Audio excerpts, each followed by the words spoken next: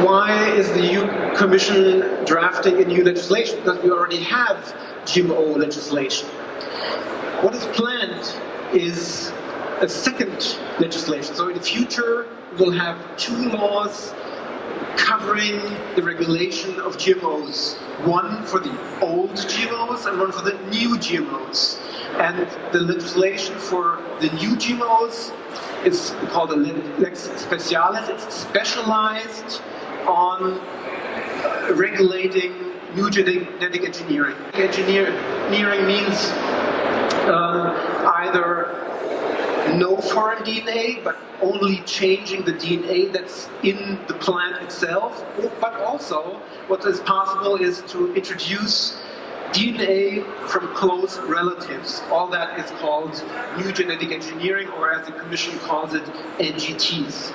The Commission proposes in that regulation to separate NGTs into two categories, NGT1 and NGT2. NGT1 is defined or is regulated as no more than 20 changes in the genome of the plant. And each of these changes can either mean inserting up to 20 nucleotides, or deleting as many nucleotides as you want, or in general introducing material so the final result will be similar to the gene pool that the producer already has. The Commission claims NGT1 would be considered as equivalent to conventional products, conventional breeding, but that's only a legal definition. So they are not the same, they aren't bred conventional, but they will be considered as bred as conventional. Explain, I'm only talking about NGT1 because forget NGT2. The German environmental agency, they analyzed all the NGT in the pipeline right now and came up with the result that 94% of all NGTs in the pipeline would fall under the category NGT1. And you can be for sure that all plants that are developed in the future will be designed in a way that they fall under NGT1 regulation. The proposal of the Commission for how NGT1s are regulated in the future is quite scary, because there will be no risk assessment at all. There will be only a process of notifying these plants. These plants will be placed in a database, but only with their traits. For example, saying this plant, this maize, is herbicide resistant or resistant towards some fungus. There will be no information on the detailed genetic changes. There will also be no detection methods available by the company that introduces this plant, which is necessary under the current GMO regulation. But furthermore, there will be no coexistence measures defined, saying so a company or a farmer that uses NGT1 plants will not have to place any information in a publicly available database. There will be no rules on distances between NGT1 cultivation and organic or conventional cultivation. There will be no possibility for national governments to ban NGTs from their territory, which is possible for old GMOs under current regulation. But I think the most important point is the missing labeling. The proposal of the Commission says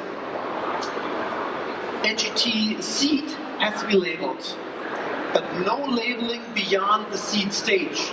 So the companies buying the harvest, food processors, food retailers, and at the end, the consumers will not be able to tell whether in their products they contain NGTs or not. GMOs, but now untested before they shall enter the market, and invisible when they have entered the market as well. So at the end, invisible for everybody. Basically, the Commission proposes to drop the precautionary principle that we have installed in the European legislation so far, because they say, no, these NGT1 do not have to be tested before they come on the market, even though we have really dramatic changes in the genome of the plants. As is described, you can come up with a totally newly designed plant, but they do not have to be tested, and we don't know what risk they carry. They might be safe, but they might be not. We just don't know. I mean, I represent the organic sector, and as you know, not using genetic engineering is a strong part of the identity of the organic movement and the organic sector. So the organic sector has taken a clear stance that no GMO should be used in organic production. It's actually banned in the EU organic regulation. And in recent years, we have discussed internally and concluded that these new genomic techniques, these NGTs, are not much different from the GMOs currently on the market.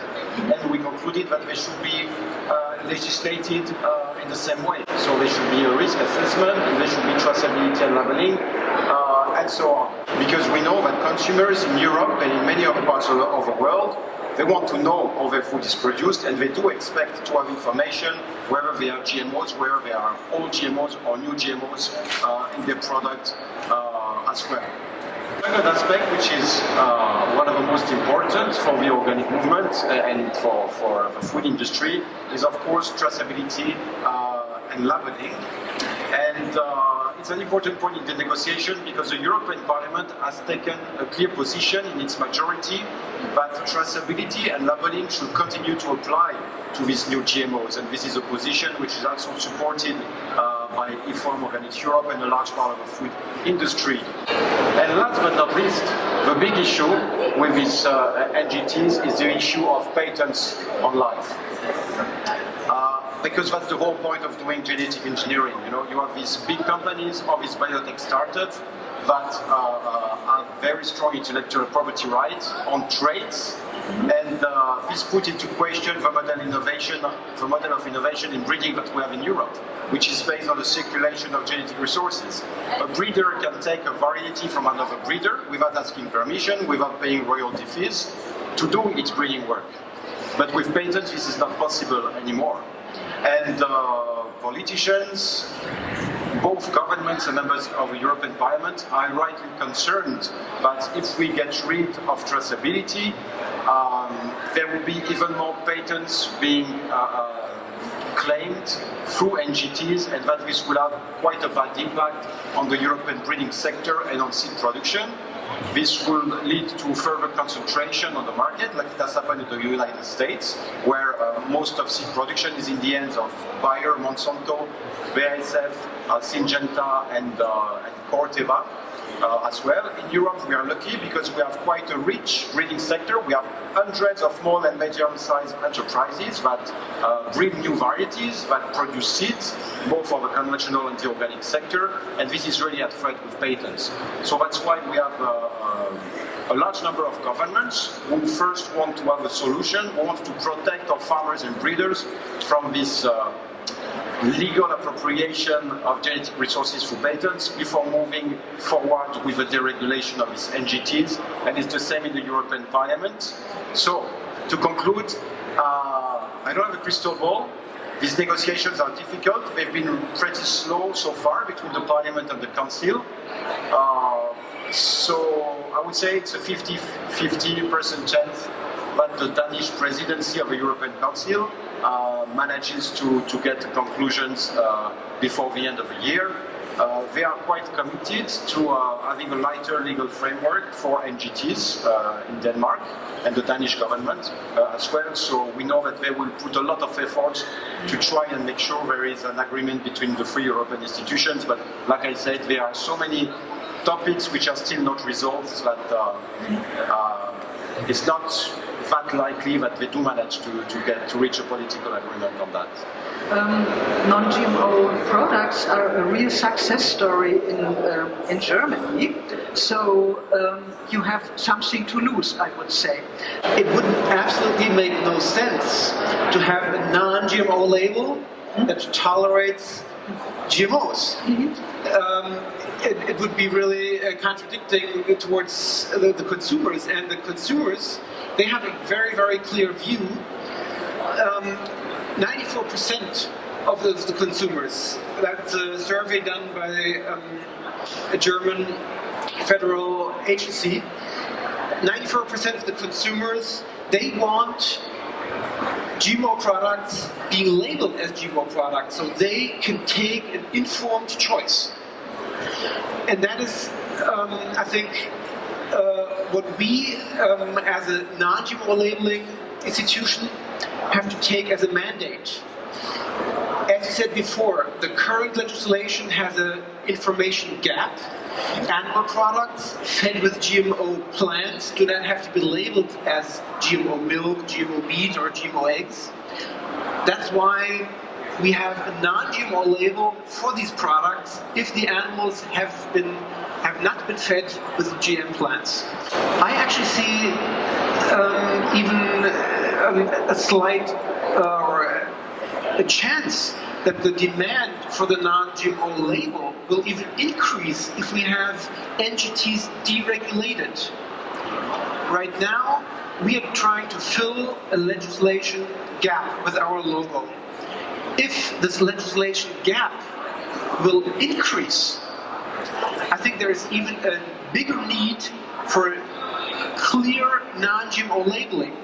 So for us, it is no doubt that in the future, the non-GMO label will also exclude, I mean not only in future, today and in future, the non-GMO logo will exclude NGT and will stay a non-GMO label that consumers can trust. And maybe there is even a bigger necessity than today to have products labeled that today fall under GMO legislation. For example, today, if you have bread on your plate, your everyday bread, and this bread is not labeled as GMO, you can be sure, okay, no GMO wheat or rye has been used. But in the future, if you have this deregulation of NGT, you cannot be sure anymore if the wheat in your daily bread is GMO-free. So if we have the deregulation that we're trying to fight, definitely, then of course the need for a transparent non-GMO label or for organic labeling might increase in the future. But of course that is only the second best choice. The first best choice definitely is clear legal labeling of all GMOs, whether they are new or old GMOs.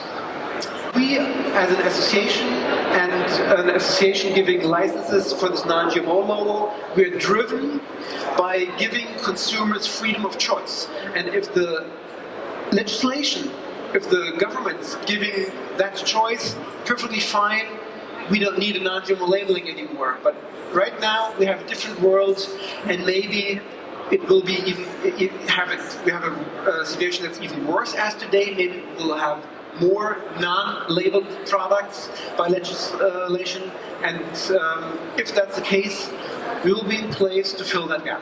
Very happy that in our political work we can work in hand with the organic movement, and we have great companies like Tegut that we are able to, for example, publish open letters. Last year, of almost 380 companies from 16 European countries, organic and conventional together. As you can see, these are companies initiating that letter, and boards, all of the agricultural ministers in the European Union. They are asking for clear transparency and labeling, asking for coexistence measures, and asking for detection methods. That is, I think, very important for us to show politics that it is not only small NGOs, consumer associations asking for transparency, but it is industry. This open letter is being handed over from a representative from Alnatura, in this case a big organic retailer, towards the agricultural minister of Hungary, and at that time he was the president of the EU Council for Agriculture. On a national level, we were able to hand over this open letter to the German agricultural minister at the time, Cem Özdemir. I think for us as a German industry association, the most important point is to make sure that the German government will not vote in favor of any legislation on European level that does not guarantee transparency for NGTs. At IFOAM Organics Europe, our key priorities is to preserve the integrity of the organic production system and to ensure that the EU organic regulation is in line with the vision of the organic movement of what organic farming should be about, because the EU organic regulation is not a private level, it's not a private standard, no? It's an EU regulation, well clearly defined.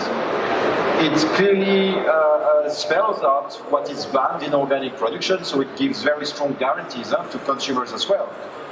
We argued that there was a need for a legal basis for coexistence measures at the regional and national level to protect organic production from contamination by GMOs as well. And this is why now we are continuing this advocacy work to ensure that there will be traceability beyond the seed level and for all the production chain on the use of GMOs. But we also want to make sure very clearly that all farmers and breeders are protected from patents. If you do a legislation where you deregulate NGTs, but you don't do anything to limit the scope of patents so that conventional breeders, organic breeders can continue to do their job as they've been doing for years, using genetic resources, exchanging genetic resources to make new varieties, then clearly the winners will be the big companies or the small startup who just identify a genetic sequence and